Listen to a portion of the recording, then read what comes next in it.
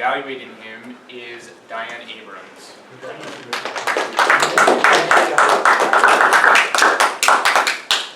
Thank you, Brian. Good evening, fellow Toastmasters and welcome guests. I have the privilege and opportunity to evaluate Sergei Sarnowski. I did it. This evening. Sergei is giving his 10th and final speech from the Competent Communicator Manual. And the objectives are to inspire the audience by appealing to noble motives and challenging the audience to achieve a higher level of beliefs or achievement. He is to appeal to the audience's needs and emotions. Sergei's speech will be from 8 to 10 minutes. And the title to Sergei's speech is Our Mind as a Tool. Please help me welcome Sergei Sarnowski.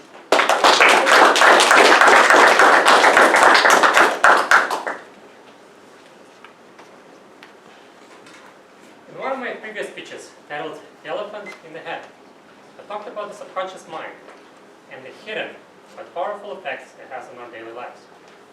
In that speech, I revealed several different properties of the subconscious mind. The first was that the subconscious mind is about 9 to 10 times more powerful than the conscious mind, which means that it tends to win the conflict between the two. The second property was that the subconscious mind controls what it is that we notice and don't notice about everything that happens around us. It does this by focusing on things it believes are true, even if those things are incorrect. The third property was that subconscious mind learns majority of its beliefs by the age of 7, after which it becomes resistant to new ones. So it's not surprising to see that sometimes those beliefs learned at such an early age can be mistaken or bad for us in the long run. The last property I talked about was the fact that when we go against our subconscious mind, it tends to employ the most powerful and the most devious tool in its arsenal: self-sabotage. When you combine those four properties, the combination of these facts leads to a troubling conclusion. We all have a giant child inside of us. And this child controls all that we see, hear, and feel. And this child can take over at any point it thinks its beliefs are being threatened. This might seem surprising, but consider all the evidence we have for this.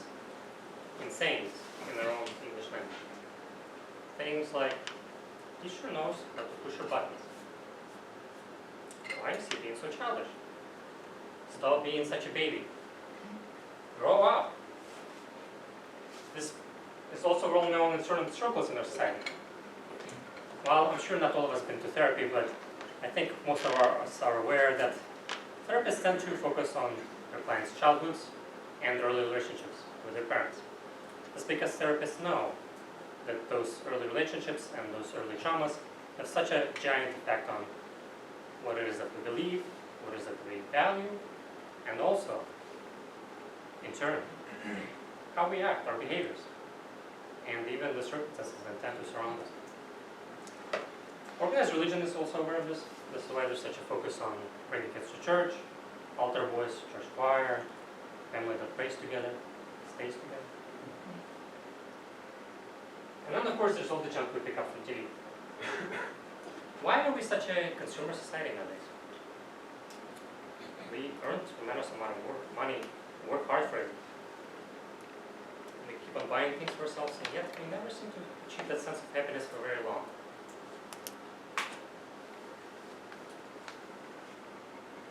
In fact, there's something of a depression epidemic here in America right now. Our so-called role models, the celebrities, dropping like flies due to prescription medicine overdoses. Why? Well, we watched a lot of TV when we were kids. And TV has a lot of commercials. From those commercials, we learned the mistaken belief that we need to keep on buying things in order to be happy. And we also learned the mistaken belief that whenever anything was wrong, there's a magic pill from the doctor. It's going to make it all go away. So, we run on our hamster wheels, make money, spend it, can't quite achieve that state of happiness. Always seem so close. Just work a little harder. Buy the next thing. Talk about chasing the dragon. Meanwhile, people in Latin America, for instance, are crammed in their tiny houses with a large family, dirt and poverty everywhere, and there's a giant smile on all of their faces. They're spending the only currency that actually matters in this life, their time, on something that actually makes humans happy, which is spending time with their family and loved ones. How many of us can honestly say the same? Our subconscious minds have been programmed to keep us on this path of always needing to buy things, because it's in society's best interest to keep us here. A consumer culture is good for the economy. Well, fortunately, just as we are constantly being programmed in this way, it is also possible to program our mind in a more positive direction. A direction that leads us not only away from these mistaken beliefs that sap our energy and lead us astray, but also actually giving us power. Power to inspire, power to succeed where everybody else thought we would fail. Imagine what you could do if all your fears were dispelled away.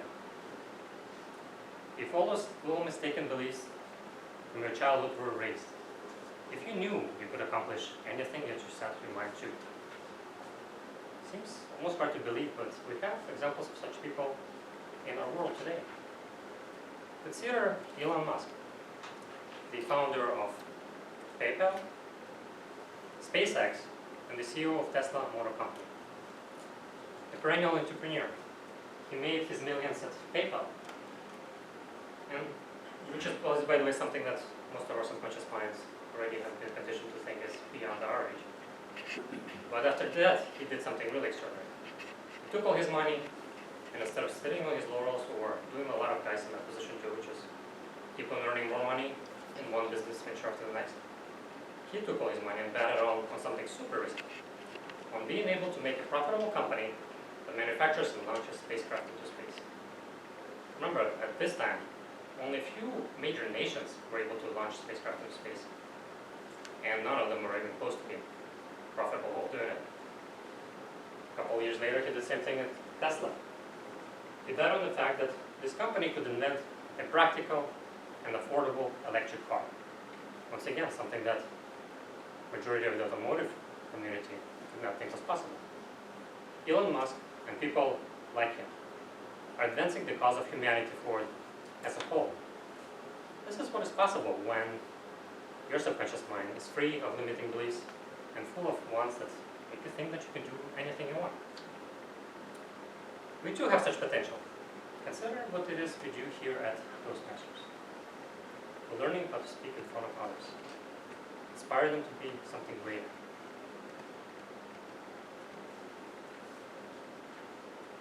Consider what you could do with such a gift and such a skill. You could stand in front of others without fear and inspire them to be fearless as well.